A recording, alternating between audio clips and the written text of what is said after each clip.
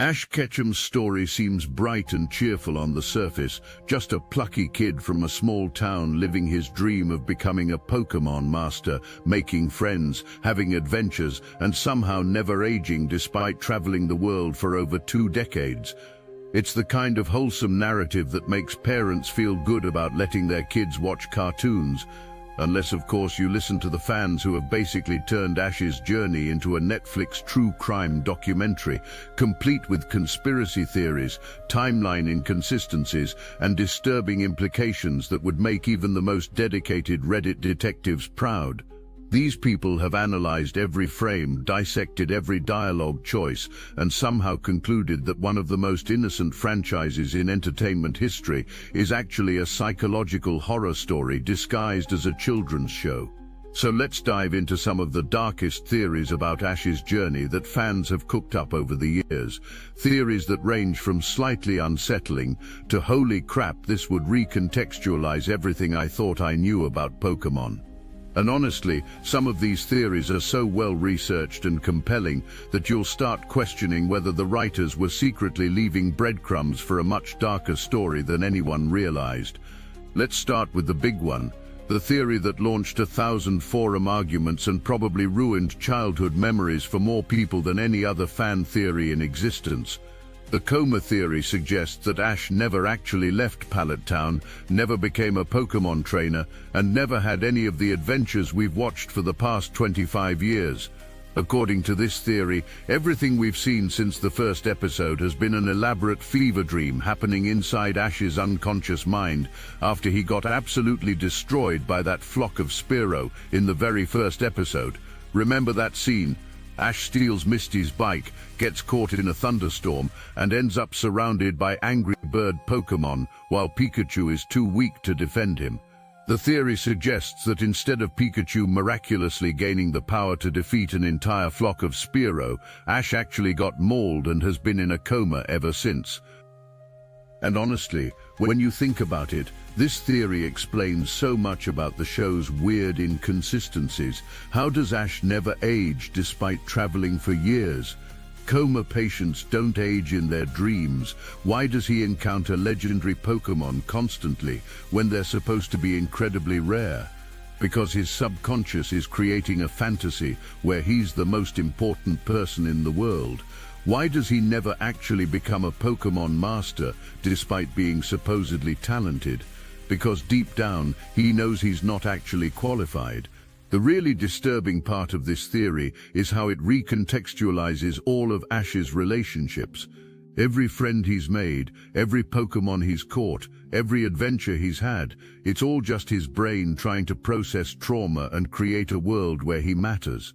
Misty, Brock, all his other traveling companions, they're not real people, they're projections of his subconscious trying to give him the friendship and support he craves. And if you really want to go down this rabbit hole, the theory suggests that the different regions Ash visits represent different stages of his psychological healing. Kanto is his idealized childhood, Johto is him trying to recapture that innocence, Hoenn represents adolescence and change, and so on. Each region gets progressively more complex and surreal because his brain is either healing or deteriorating, depending on how dark you want to make this theory. The coma theory also explains why Ash is so consistently inconsistent as a trainer. He'll show flashes of brilliance and strategic thinking, then make rookie mistakes that any experienced trainer should avoid. It's because his subconscious understanding of Pokemon training is limited to what a 10-year-old from a small town would actually know, so his dream self can only be as competent as his real-world knowledge allows. But here's where this theory gets really unsettling. If it's true, then the show we've been watching isn't a fun adventure story. It's basically a documentary about a child's psychological trauma playing out in real time. Every episode is another day in the mind of a kid who's been unconscious for decades, and we're all just watching his brain slowly process the fact that his dreams of becoming a Pokemon trainer will never come true. Now let's talk about another theory that's somehow even more disturbing, the idea that Pikachu, Ash's beloved partner and the literal mascot of the entire franchise, isn't the same Pikachu he started with. According to this theory, the original Pikachu died at some point during the early seasons, and what we're seeing now is a replacement that either Ash doesn't know about or has psychologically blocked out. The evidence for this theory comes from subtle changes in Pikachu's behavior and abilities throughout the series.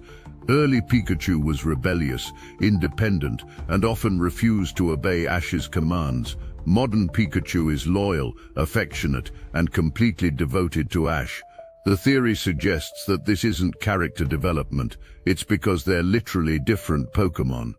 Supporters of this theory point to specific episodes where Pikachu's power level seems to reset dramatically, or where Pikachu suddenly forgets moves it previously knew, or displays personality traits that seem inconsistent with its established character. They argue that these aren't animation inconsistencies or plot conveniences, they're evidence that Ash's Pikachu has been replaced multiple times throughout the series. The really dark implication here is that if Pikachu has been replaced, who's doing the replacing, and why? Is it Team Rocket trying to manipulate Ash? Is it the Pokémon League covering up accidents? Or is it something even more sinister? Maybe Ash himself keeps getting his Pikachu killed through his incompetence as a trainer, and the adults in his life keep quietly replacing them to preserve his psychological well-being. This theory turns every moment of bonding between Ash and Pikachu into something tragic, because if it's true, then Ash is constantly forming deep emotional connections with Pokémon that aren't actually his original partner. He's mourning relationships that he doesn't even know have ended, and celebrating a friendship that might be built on a foundation of lies and covered-up tragedy. And if you want to make this theory even more disturbing, consider the possibility that Ash knows on some subconscious level that his Pikachu keeps getting replaced, which is why he's so obsessively protective of it and why he refuses to evolve it into Raichu. Maybe keeping Pikachu in its base form is his way of trying to preserve some connection to the original, even though that connection was severed long ago. But let's move on to another mystery that's haunted Pokémon fans since the beginning. What happened to Ash's father? In a world where families are typically close-knit and supportive, Ash's dad is completely absent from his life, never mentioned, never appears in flashbacks, and apparently contributes nothing to Ash's upbringing or his journey as a trainer. This absence has spawned dozens of theories ranging from mundane to absolutely wild. The most popular theory is that Ash's father is actually Giovanni, the leader of Team Rocket, which would make Ash's entire journey an elaborate case of dramatic irony, where he's constantly fighting against his own father's criminal organization without knowing it. The Giovanni theory has some compelling evidence. Both Ash and Giovanni have similar facial features, both are unusually charismatic leaders who inspire loyalty in others, and both have this weird ability to form connections with rare and powerful Pokémon. Plus, Giovanni's complete lack of interest in personally capturing Ash, despite his obvious potential as a trainer, makes more sense if Giovanni is secretly protecting his son from a distance. But the really dark implication of this theory is what it means for Ash's relationship with Team Rocket. If Giovanni is his father, then Jesse and James have been unknowingly tormenting their boss's son for years, while Giovanni has been watching his child get repeatedly attacked and never intervening. It would mean that Ash's entire journey has been shadowed by a father who could help him but chooses not to, either out of shame, criminal necessity, or some twisted belief that Ash needs to earn his way without family connections. There's also the possibility that Ash's father isn't absent by choice. Maybe he's dead, maybe he abandoned the family, or maybe he's in prison for reasons that Delia doesn't want to discuss. Any of these scenarios would explain why the topic is completely avoided in the show, but they also add this layer of hidden trauma to Ash's supposedly idyllic childhood. The father mystery also raises questions about what Ash actually knows about his family history. Has Delia told him lies about his father? Does Ash even remember having a father, or has he blocked out those memories? Is his desperate need to prove himself as a trainer connected to some deep-seated abandonment issues that the show never directly addresses? Now let's talk about something that becomes more suspicious the more you think about it. Ash's absolutely ridiculous track record for encountering legendary Pokémon. This kid from a nowhere town has personally met practically every legendary Pokémon in existence, often multiple times, and somehow always manages to be present during world-threatening crises that require legendary intervention. Statistically speaking, this is so improbable that it stops being coincidence and starts feeling like destiny or manipulation. Either Ash is genuinely chosen by some cosmic force to be the point of contact between humans and legendary Pokémon, or someone has been orchestrating his entire journey to ensure he's always in the right place at the right time. The conspiracy theory version of this suggests that Ash's journey isn't random at all. It's being carefully managed by some organization that needs a human representative who can interact with legendary Pokémon. Maybe it's the Pokémon League, maybe it's an international government conspiracy, or maybe it's the legendary Pokémon themselves who are using Ash as their chosen representative in human affairs. This theory would explain why Ash never actually wins major tournaments, despite his obvious skills and legendary connections. He's not supposed to become a Pokémon master in the traditional sense. He's supposed to be a mediator between humans and the most powerful forces in the Pokémon world. His real job isn't winning battles, it's preventing apocalypses and maintaining the balance between human civilization and Pokémon power. The really unsettling part of this theory is what it implies about Ash's free will. If his entire journey is being orchestrated by forces beyond his understanding, then every choice he thinks he's making, every friend he believes he's chosen to travel with, every Pokémon he's decided to catch, it's all been predetermined by entities that see him as a useful tool rather than a person with his own agency. And if that's true, then Ash's eternal optimism and determination aren't admirable character traits. They're evidence that he's been psychologically conditioned to accept his role without questioning it. He's happy to be manipulated because he doesn't realize he's being manipulated, which makes his entire journey feel less like an adventure and more like exploitation. Finally, let's talk about what might be the darkest theory of all, the idea that the recent conclusion of Ash's story in the anime isn't actually an ending, but a revelation that everything we've watched has been a simulation, dream, or psychological experiment, and the ending represents Ash finally waking up to reality.